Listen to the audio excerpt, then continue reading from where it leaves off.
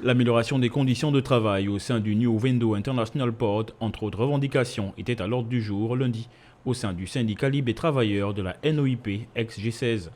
Des revendications portées à l'attention des autorités de transition du pays.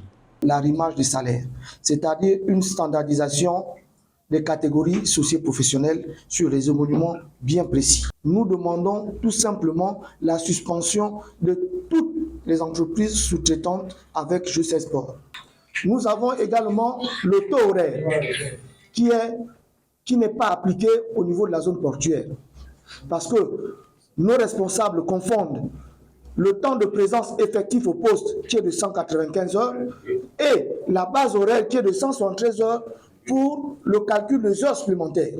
La question de la nationalisation des postes a également été évoquée lors de cette communication qui a annoncé l'entrée en grève de ses agents.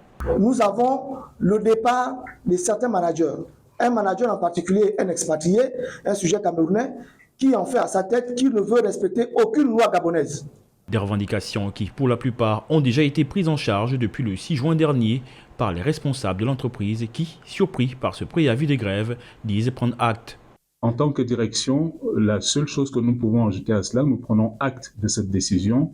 Nous informons nos partenaires sociaux que la direction générale de NOIP reste ouverte à la discussion, naturellement, et toute la volonté qui veut qu'on trouve des points de solution à ces différents points qui restent en suspens, nous l'avons et nous espérons que nous trouverons naturellement des points d'accord. Notons que le premier préavis de grève du syndicat libre des travailleurs de la NOIP ex-G16 est parvenu à la direction générale le 6 juin 2023 et à ce jour des négociations étaient en cours.